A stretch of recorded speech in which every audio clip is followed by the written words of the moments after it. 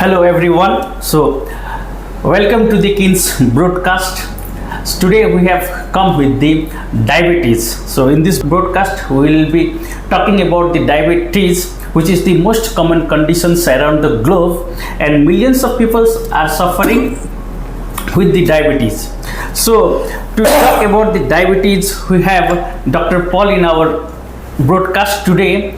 Dr. Paul doesn't need any introduction in the Northeast region. He is the one of the senior most consultant or most expertise consultant in the KINS hospitals for the diabetes and its cure. Dr. Paul, welcome to the KINS broadcast.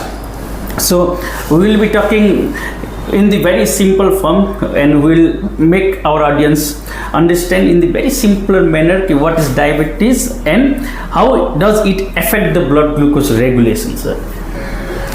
First, I offer my sincere thanks to you for your kind introduction. Thank you. And regarding diabetes and its effects on the body. Actually, what is diabetes? When our body's blood sugar level goes above the target level, then we call it as diabetes. Our blood sugar should be remain within a target range. Fasting blood sugar should be less than 100, and after food blood sugar should be less than 125.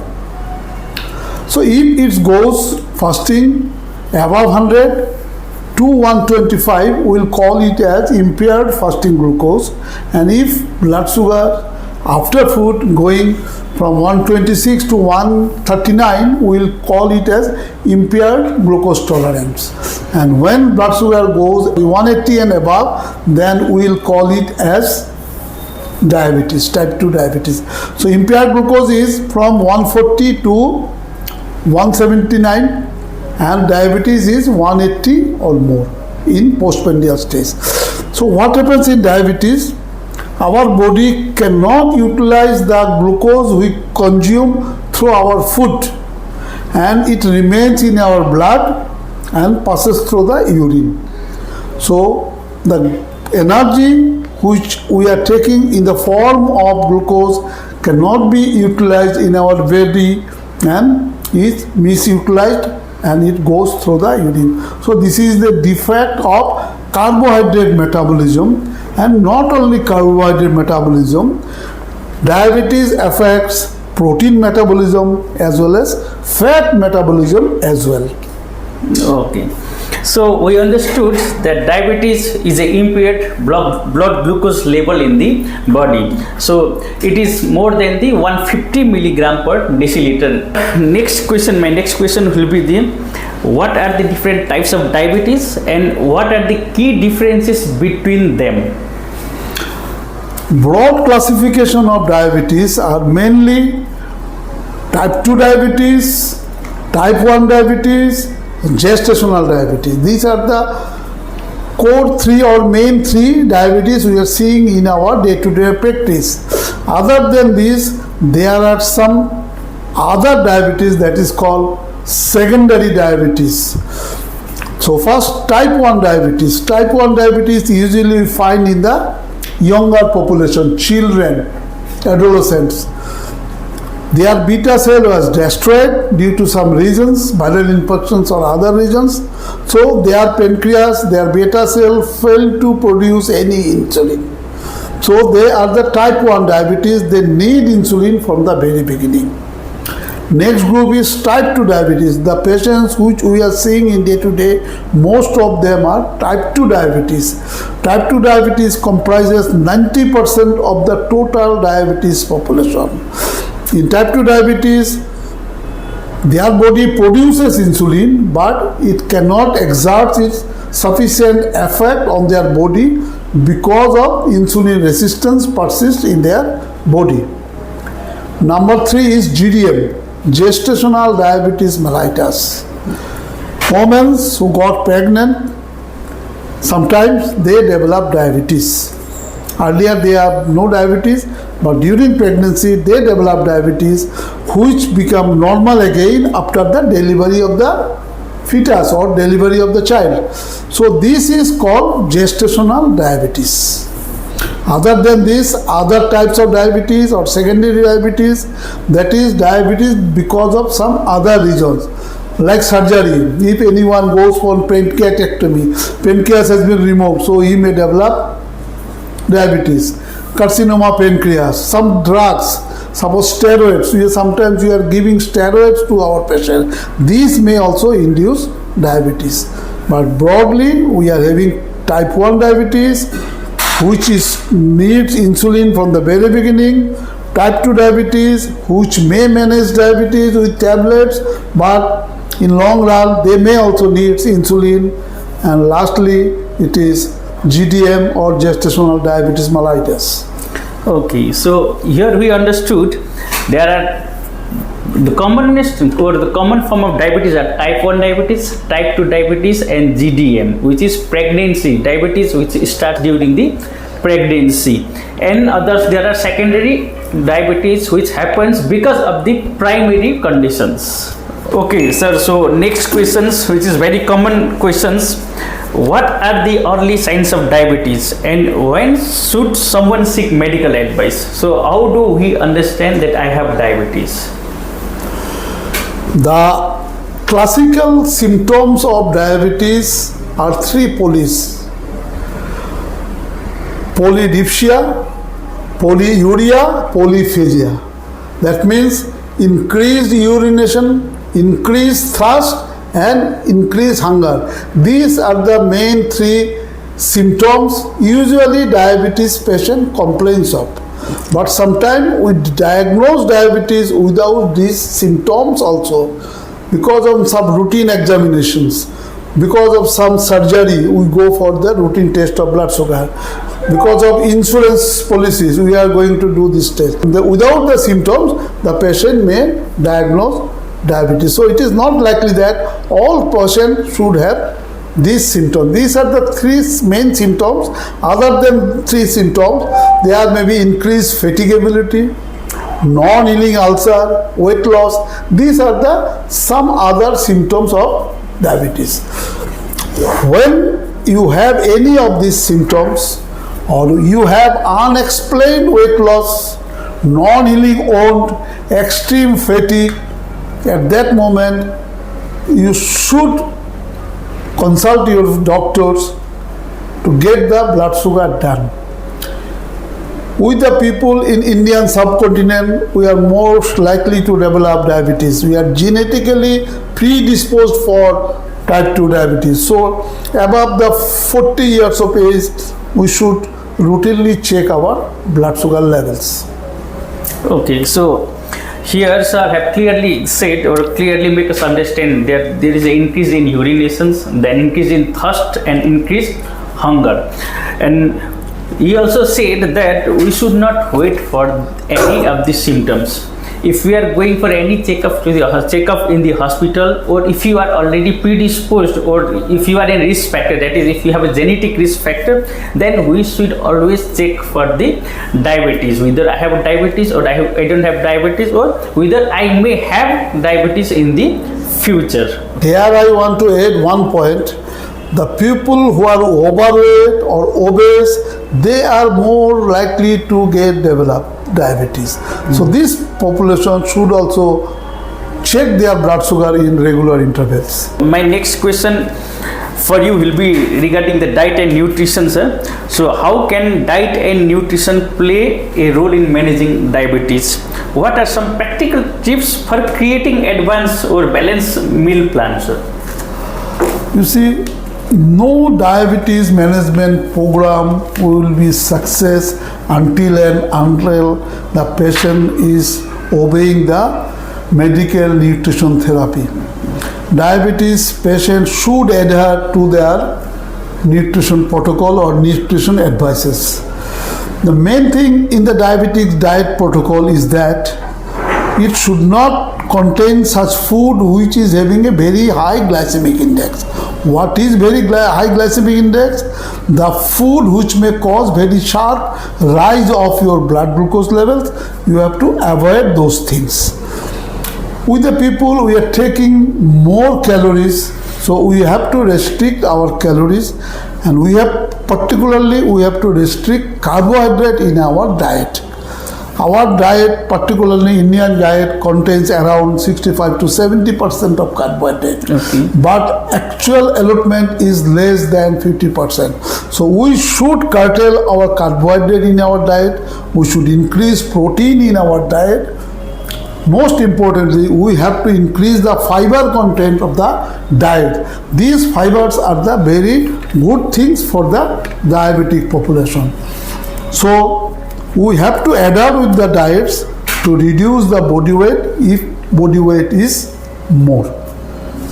Okay, so regarding diet and nutrition, we understood that we should always consult a doctor or nutritionist for a diabetic plan if you are a diabetic, or if you are predisposed, or if you are in a risk factor. It will always be better to consult a nutritionist for the risk management. And he also said that the fiber or the food which contain fiber is better than the sweets or glucose. Okay, so sir, my next questions. People always says that exercise is good for diabetes. Exercise is good for diabetes. So can you enlighten us about how physical activity is important, and how does the exercise specifically impact blood sugar level? Study has shown that more than 70% of type 2 diabetes of our country are either overweight or obese. And this overweight and obesity is one of the reasons for the increasing prevalence of type 2 diabetes in our country. So by reducing weight, we can improve the insulin sensitivity, which the type 2 diabetic patients are lacking of. By reducing body weight, we can reduce the insulin resistance, which is the core defect of type 2 diabetes. Study has shown that if you can reduce your body weight by more than 15%, you can get rid of from the type 2 diabetes. Okay. Every 1 kg weight reduction will be beneficial for type 2 diabetes. It will reduce the fatty liver disease, it will reduce the blood sugar level, it will reduce the obstructive sleep apnea, it will reduce the osteoarthritis of the knee. These are all good effects of weight reduction. Okay, so we understood physical activity, how much it is important, and how the weight management is beneficial in the diabetics. So I would also like to add here that ACSM, American College of Sports Medicine, they have given a very nice guideline for all, not only for the diabetic people, but for all the people to prevent diabetes. We should do any aerobic exercise for at least 40 to 60 minutes, at least 5 days per week, 40 to 60 minutes. So you can do any form of aerobic exercise at any time. Okay, this question is there in everyone's mind. Can diabetes be prevented, or especially for the individual who have a family history? Now several studies are going on for the prevention or remission of diabetes. Remission of diabetes and prevention of diabetes is two different things. If you are genetically predisposed, if you are overweight, you are most likely to develop diabetes. So you reduce your body weight, you take nutritious food, you avoid junk food, you can postpone or you can prevent diabetes. Another one is remission. If you are in diabetes, by reducing your body weight by 15 to 20% of your basal body weight, you can obtain remission from the type 2 diabetes. Remission is possible. Studies are now going on, and it has proved that you can get remission from diabetes if you can lose your weight up to 15 to 20%. Okay, so we understood that diabetes can be prevented when we work on the risk factor. Risk factor is if I have a family disposed of diabetes, or if I am obese, if I am having many medications for other conditions, and if I have a sedentary lifestyle. So these are the common risk factors. So we can address the risk factor to prevent the diabetes. Okay, so another question, sir. Most of the patients or most of the population, Indian population, we always scared about the insulin. Whenever we heard about the insulin, oh, insulin is a very big thing. So we always think that insulin therapy is a very huge thing or it will be very difficult to manage. So always people have the concerns about the insulin therapy. So can you tell us how does insulin work and how insulin therapy we do the insulin therapy? The insulin barrier lies on physician side or healthcare provider side as well as to the patient side. The healthcare providers, the physicians, they have no time to counsel their patient for the insulin. To initiate insulin, we have to counsel, we have to motivate the patient regarding the good effects of insulin. We have to spend time for them, but most of the physicians doesn't have that time. Only the some specialized center who have some counselor, they got this opportunity. But insulin is a drug which is much beneficial for type 2 diabetic patient because insulin can use at any stages of diabetes. But all the tablets which are available in market may not be suitable for each and every patient. If the patient is having some kidney problem, they cannot take all tablets. If the patient is having a cardiac problem, they cannot take some tablets. So like this, all the oral drugs have one or two limitations, but insulin have no limitation. We can use insulin for each and every patient if they require it without any hesitation. Insulin is a very good drug. Main thing for patient, they have been having injection phobia. So this injection phobia, and they are having some myths like that injection is the last resort and after that nothing will be there for to support us. But it is not like that. Sometimes we give insulin temporarily. If you have some infection, if you have some surgery, we may give you insulin for temporary. Some lady with type 2 diabetes going for pregnancy, we will give insulin during the pregnant period. After the lactation is over, we can switch over to oral tablets again. Like that, insulin is a very good drug. So patients should not worry about insulin.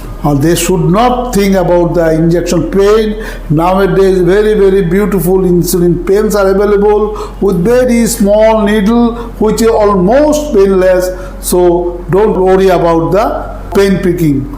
So my advice is when your doctor advises you insulin, you have to obey the doctor's advice. Okay, so we understood that insulin is a drug of choice in diabetes, and each and every diabetic patient, it is not that each and every patient needs insulin. First they can have a tablets or they can go to the tablet, and slowly the doctors, seeing the condition of the patient, they will prescribe insulin. And he also says that insulin injection is not a huge thing, or minimal pain injections for insulin. And he also says that patients should not come or should not go to any hospital for diabetes insulin therapy.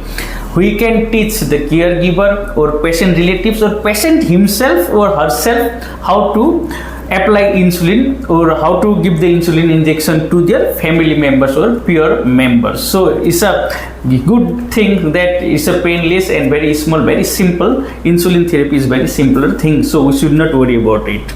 Okay, so another questions is now, so winters are coming, so most about patients will be traveling here and there. They will go for travel, then they will also go for some pilgrimage. They will go to visit different places or tour. So diabetic patient, what they think, they need planning. Okay, so how you suggest or what essential tips you will give for a diabetic who wants to travel or who have the travel work? During traveling, the patient should carry sufficient quantity of their drugs with them. Most of the diabetic drugs they have to take before the meals. So during journey, they should wait for their meal. Suppose someone is going by train, let the food come, let the meal come, then they should take the tablets, then they should take the meals. So usually we ask them to take 20 minutes, half an hour gap, but in some situation we can reduces that waiting time. And to carry insulin during travel, they have to carry some thermoflask like things, or some ice bags are available to carry the insulin pen or insulin vial. They should carry such insulin carrying bag which are thermostatic.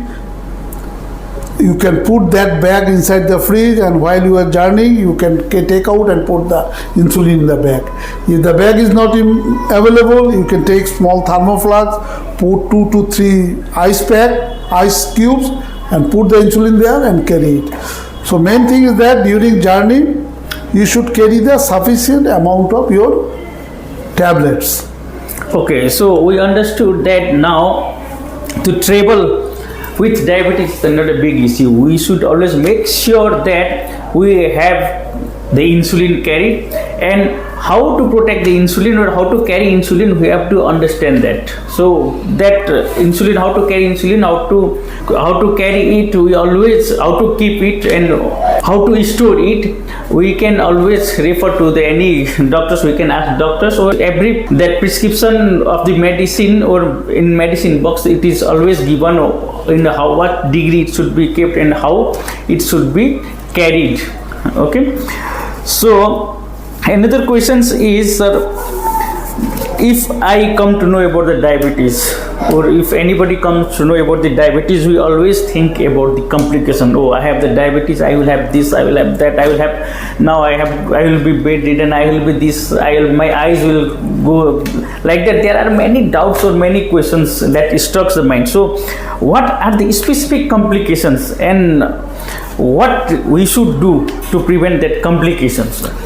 Diabetes can damage our body organ. Each and every organ may be damaged because of uncontrolled diabetes, because of excessive glucose control in the blood. There are two types of complications. One is microvascular complication, one is macrovascular complication. Small tiny vessels in our body, blood vessels. These are microvessels. That damage may cause retinopathy. The people may get blindness. This may cause nephropathy. It may go to damage the kidney. It may cause neuropathy. Nerve may be damaged. These are all microvascular complications, small vessel disease. There are some big vessel disease, that is macrovascular complications like heart attack, myocardial infarction, cardiovascular effects, stroke, heart failure. These are all the big vessel disease of the uncontrolled type 2 diabetes. So basically two types, micro and macrovascular complications. To prevent these complications, we have to control our blood sugar level. It is better to control our blood sugar level, HbA1c less than 7% at early as possible. If we fail to achieve target HbA1c level of 7% within 1 year of diagnosis of type 2 diabetes, these may end up with diabetes complication sometime after 5 years, 10 years, 15 years. These bad effects of hyperglycemia during the initial period will exert this bad effect in the later part of their life. You should know only 1% reduction of HbA1c will be much more beneficial for you. So please try to keep your blood sugar level as low as possible, as near as 7% of HbA1c. Okay. So sir has clearly mentioned there will be the complications only if you have uncontrolled diabetes.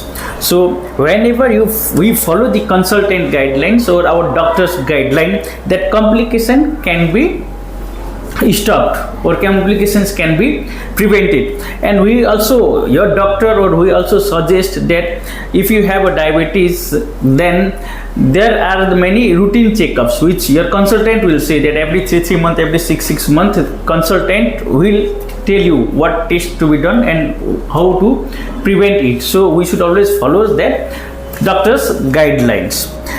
And another thing, sir, if we have a diabetes, if I have a diabetes, we say that diabetes should be understand, or diabetes, what is diabetes? It should be understand not only by the patient but also by the family members and patient friends, so that it will be beneficial or it will be helpful to manage a diabetes. So on that aspect, what you will say? Actually, the family members of the diabetes should know also the different aspects of the diabetes. Suppose sometimes the patient himself cannot take care during hypoglycemia. Patient may be semi-conscious or unconscious at that time, what to do. So the family people should be aware, should be educated regarding the different aspects of diabetes. Elderly persons who cannot take insulin, the family member should give the insulins. Or diet, elderly peoples may not take diet which is very much essential for them. For that also the family members should involve themselves for the proper nutrition of the patient. So for proper diabetes management, the involvement of family members or peer members is very, very essential for the maintenance of the lifestyle of the patient. Another most important question, sir. Now, what we read in many magazines, many articles, or we also hear from here and there that we should also change the lifestyle, or we should do the lifestyle modification to prevent the diabetes. So, how you suggest? What are the common things that we should modify in our life? First and foremost thing, you have to attain your ideal body weight. Okay. For Indians, your BMI should be less than 23. In general term, I give you a simple example. If your height is 160 centimeter, minus 60 centimeter, your weight should be less than 60 kg per 60 kg, like that. If your height is 170, keep your weight less than 70. So you have to attain your ideal body weight to prevent the complications or to control the diabetes. You have to go for exercise regularly. Even half an hour brisk walking is sufficient for 4 to 5 days, as you told. So walking is a good exercise. If you playing badminton, that also do. If you go for swimming, go for cycling, any aerobic exercise is good to maintain the blood sugar level. So you have to maintain your ideal body weight with proper diet and proper exercise. Okay, so here we understood that very common or very essential need is to work on the risk factor. That is, first thing is always the weight.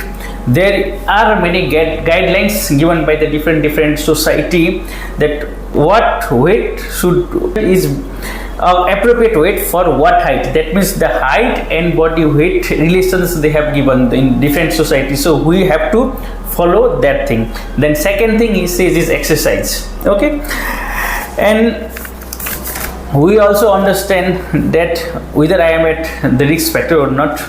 So always work on the risk factor. And sedentary lifestyles, how do you prevent sedentary lifestyle? Try as much, stay away from the sedentary lifestyle. So here today we understand from the Dr. Paul what is diabetes, what are the different forms, and what are the medications, how we take insulin, and we talk about the many things like lifestyle modifications and how we can travel with the diabetes. So sir, at last and finally, I would like to give some message to our audience about the hope and encouragement with the diabetes patient. Whenever one person diagnosed as diabetic, he become frustrated, he become depressed. So my request is that don't be depressed, be calm and accept that you are having some metabolic disease. It is not your fault, it is a metabolic disease. So you have got it. Now your duty is to control this diabetes. You have to follow the advice of your physician, follow the advice of your nutritionist. You should go for regular exercise, everything. And my last request is to you all that control your diabetes. Don't allow diabetes to take your control. Thank you very much. Okay, thank you, Dr. Paul, for sharing your expertise and give us the free consultation. This is also a free consultation, huge consultation for not only the patient but the whole family, caregiver, as well as the whole population. So I would like to thank you all or say goodbye. And we will be meeting on the different broadcasts with the different doctors. So keep following our KINS Health website, KINS Health Facebook, and the KINS Health Instagram pages. Thank you. Thank you very much.